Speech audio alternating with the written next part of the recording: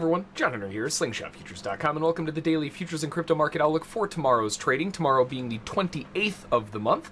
Overall, coming into today with some pretty good movement. The market seemed to have woken back up a little bit. A lot of people have kind of slept off the excess food over the holiday weekend, and we seem to be kind of back into typical movement that you would see in the later parts of November, early December, which, you know, is a good thing. It's better than the slow markets we saw yesterday. Now, as always, before we jump on in, make sure to swing on over to slingshotfutures.com, scroll down and click on the Join the Daily Outlook newsletter. From there, you can sign up for our newsletter email list, so you'll be notified every time one of these videos comes out. Along with that, in the video itself, we talk about pretty much anything that's moving or anything of interest, from stocks to crypto to new ICOs that are coming out, all kinds of fun stuff inside that newsletter, so make sure to sign up for it so you don't miss anything there. And then if you haven't done so already, click on the live trade room subscription and trial info so you can sign up for a free 3-day trial in the live trade room, and you can hang out with us for a couple days, see our screen, see the trades that we're looking at taking, just kind of be able to ask questions and hang out for a few days and see what we're all about.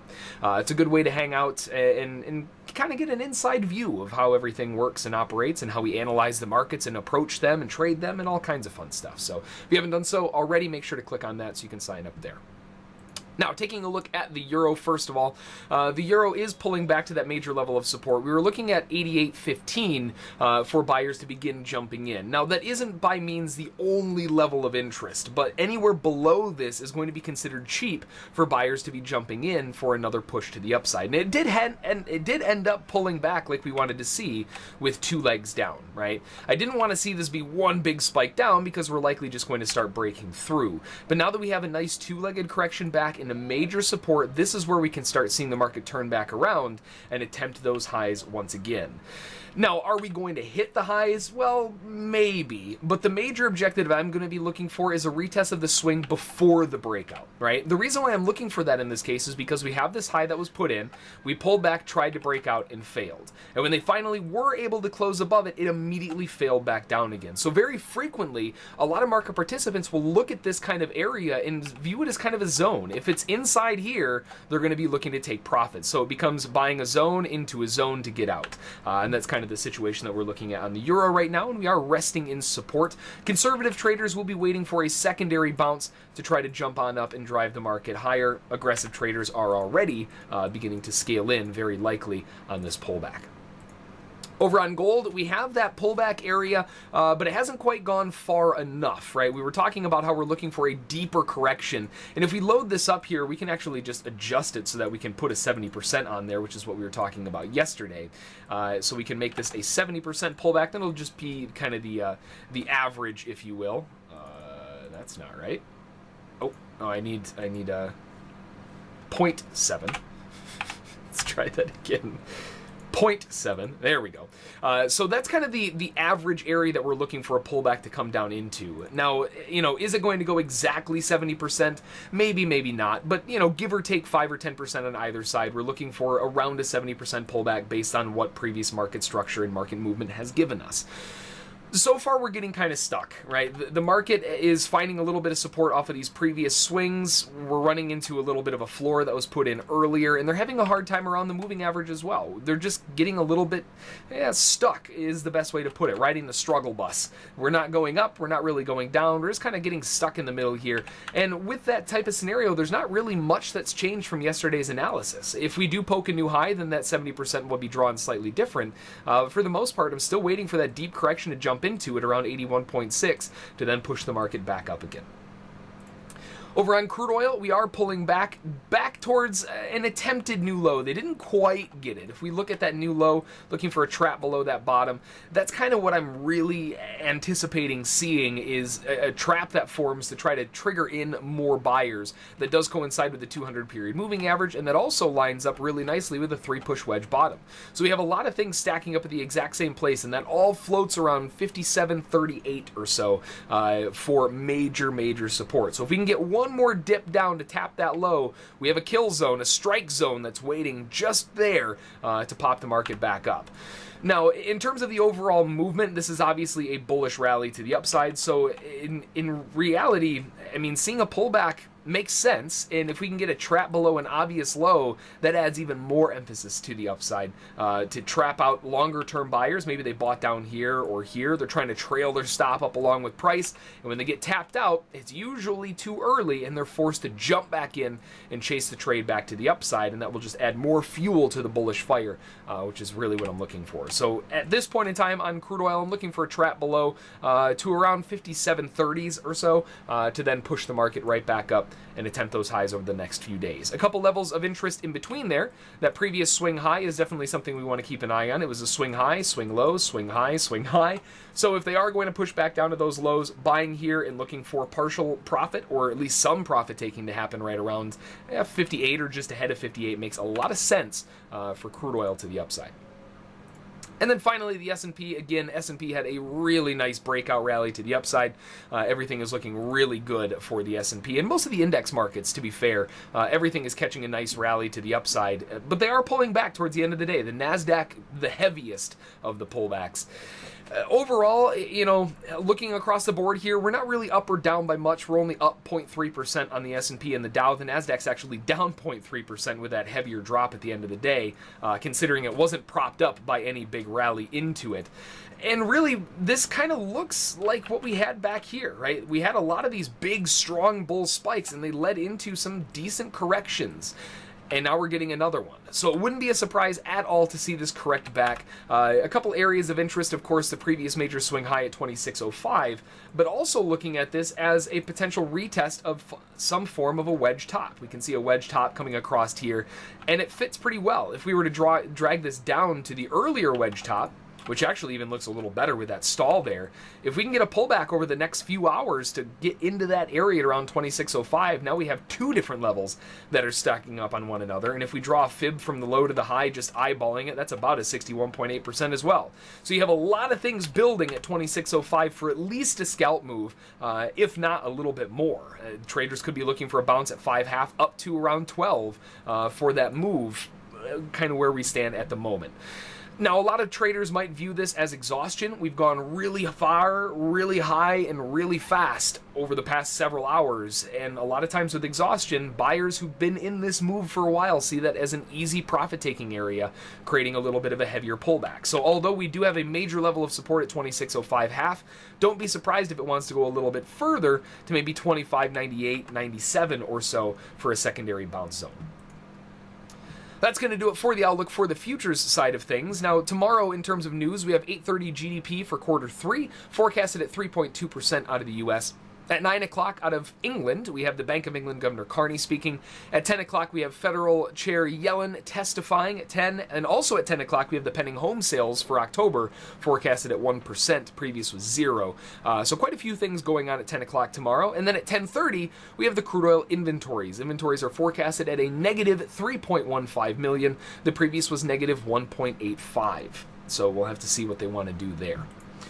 Over on the crypto side of things, we have Bitcoin shoving ever higher, constantly grinding up. And again, any pullback that buyers are seeing right now in the short term is getting snapped right higher once again. So we're pushing almost to 10,000 now. We're at 99.8988. This is the highest it's been, and this is based off Coinbase pricing. I have seen a couple screenshots of other exchanges that have already hit 10,000. Coinbase, because it is one of the largest ones, is usually the one that I like to track for the quote-unquote true value of Bitcoin. The true value is really just what traders give it, but you know what I mean. Larger company usually means a little bit more of an accurate price. We haven't breached that 10,000 yet. We're only about $10 away. So a little bit more upside to Bitcoin. And likely if we do hit 10,000, there are going to be a lot of traders who've been waiting for that big 10,000 mark for quite a while. They're going to see that 10K. It's a big round number. It's a big psychological level, 10,000, 20,000, right? Those big 10,000 levels. There's going to be likely a lot of profit taking off of 10,000. Does that mean that it's going to be the top? I mean, it's Bitcoin we're talking about. There's never a top on Bitcoin. But overall, it might be for the short term, right? We start pushing into 10,000, everybody starts taking profit, and we see a good 5 to 10% dip in price. It is definitely possible when we're talking about Bitcoin prices as a whole digging into such a large level. That said, I think a lot of traders are going to be hoping that that happens and they buy into the pullback, and that might mean that the pullback doesn't end up being that big. Very frequently, we see this very often when we're coming into big levels, 1,000, 2,000, all the way up. We can even look back at 8,000 before we actually broke above it.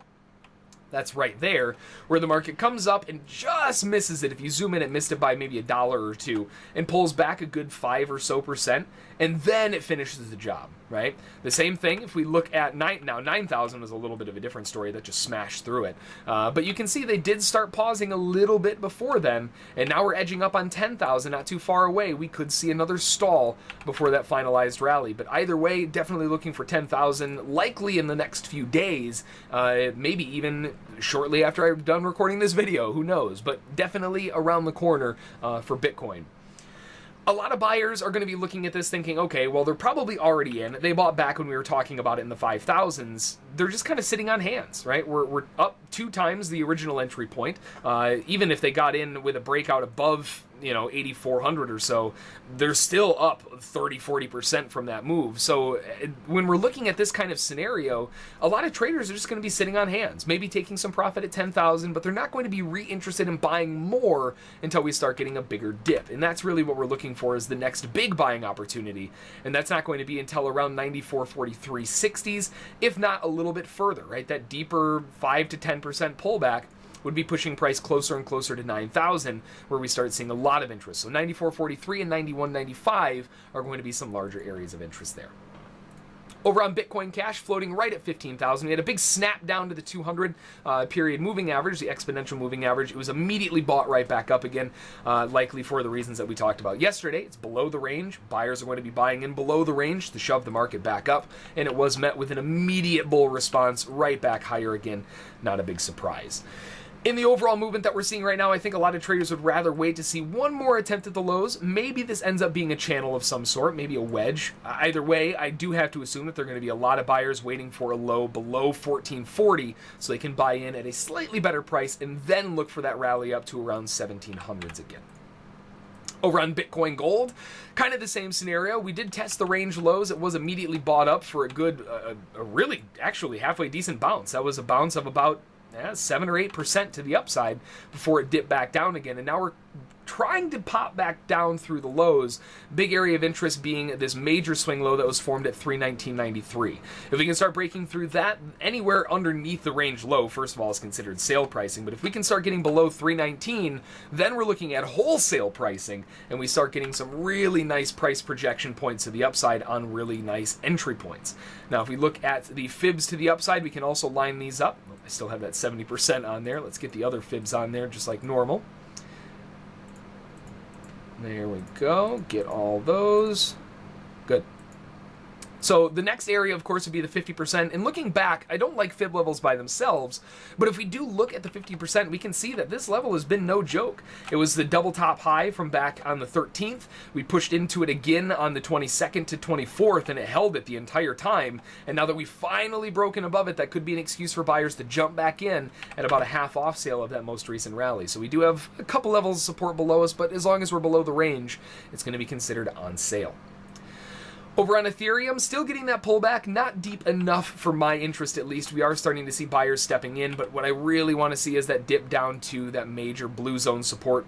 Between 450 to 444 would be a nice buy zone to pop the market back up again. Either way, Ethereum is still looking nice and strong. 500 isn't too far away anymore. It just seems like yesterday where we were starting to break through 400, and now we're already looking at 500, taking some notes from Bitcoin. Maybe we see 1,000 going into next year. Who knows? But for right now, looking for a slightly bigger pullback to 450 so we can get some better prices to shove the market back up again.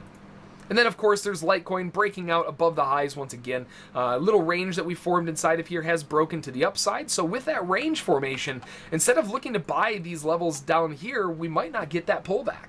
I was looking for that pullback to happen yesterday below the lows, and it never actually happened. We ended up just getting a little bit of a wedge, and now a strong breakout. This could just be a fake break of the highs before a rollback over, so you don't want to buy way up here. But what this does tell us is that there is a chance that we might have an opportunity a little bit higher at around $91 or so for a potential buy-in to shove the market back up from there. Either way, though, Litecoin is looking very strong, and this most recent bull breakout is going to turn a lot of heads over to the Litecoin side of things, and $100 isn't that far away anymore. The overall high, again, just to reiterate, if we go back to that point in time here, let's make sure we get the right level. The high was formed at 98.28. So 98.28 is that high right there. Oh, let's try to get the right level. 98.28. And we'll make that really thick because that is the high. So 98.28 is the high that we're looking for at least to retest. Likely when we retest that, there's going to be a lot of profit taken just with the buyers who've been buying back in the 50s and 60s for the last 2 months, trying to accumulate those lows. It would make a lot of sense to see some profit taking once we start pushing into all-time highs again. And then over to the fun one, ADA, Cardano, man alive, what a rip to the upside. Almost 1,000 on the Satoshi side of things. Beautiful rally to the upside, phenomenal push. ADA absolutely killing it in terms of overall movement. It's just a monster rally to the upside, up 70% again today. And if we look at the original point where we began talking about ADAs back at around 350, we're looking at an overall move of almost 200%. It's 175% from low to high from where we began talking about it. So one hell of a move to the upside, and I have to assume that a lot of traders are very happy with this rally up, probably taking quite a bit of profit. One thing that I would be looking for now that a lot of traders are going to be taking profit up here is going to be a pullback. A pullback down to 597. That's where we stalled out before that big rally to the upside, right? We hit our heads there for a little while and then finally rammed out of there. If we can get a pullback to anywhere near 597, very likely buyers are going to start slamming back into the market. That would be about half off right now. Well, about 40% off from the current prices high. And a lot of traders are going to love seeing that kind of price. We can also look over here. There is a monstrous buy wall compared to the sellers, who are basically non-existent. So the buy side, very heavy on Cardano and looking for more and more and more. Over on ETP, ETP for the most part is still in a range, hasn't really done a whole lot, so not much to add or report. We're still inside the range, so we'll kind of leave it as is. Does look like maybe they're trying to narrow the range up just a little bit for a low at around 358, but for the most part, we're still in a holding pattern, waiting for ETP to kind of catch up and do something. Over on NEO, we have NEO pulling back with a quick snap lower below major support at 3740. That will be seen as a trap, and any retest of 3740 is going to be seen as a large buying area, big area of interest. Now, looking across the board here, we can see that there is a big buy wall that's starting to step up at around 3770, and just a couple cents underneath that, and that does line up pretty well with around that same area that we were just talking about, give or take 30 cents or so. Yeah, if we see that buy wall hit, we're putting ourselves right in a nice area on a retest at 3740 for a push back up towards the top side. Now, aside from that, one other one of interest that I've been keeping an eye on, I have a list of several that are kind of interesting, but one of them that I'm keeping an eye on is looking at ENRG. ENRG, we're talking about a potential longer-term buy for the next 10 to 15 days, looking at around 12,000. So far, it's doing very, very good to the upside. We have had little pullback. And if we can get any pullback back to around the 12,000 area, we have a good chance at a reload, buyers jumping back in to shove the market up. It might not pull back that far, looking for buyers to step in at around 1233 ahead of that, but 1200 is definitely the big one that I would like to see, and likely a lot of traders are going to be looking for that retest. Overall, though, anybody who was jumping in along with us in the earlier today in the chat room, etc., we had a pretty nice rally to the upside, and so far so good. Looking for the next pullback afterward. So that's going to do it for the outlook on the cryptos and the future side of things. Overall, plenty to play with and lots and lots and lots of movement going on. These are the kind of markets that we love to see, and, well, hopefully they keep on going. Bitcoin is obviously the big daddy, looking for that 10,000 mark. We're getting close. They haven't quite hit it yet. We'll give them a little bit more time. As always, doesn't matter what market you're approaching, always, always, always make sure to make a plan, trade that plan, follow the rules, and you'll be A-okay. Until next time, we'll see y'all then.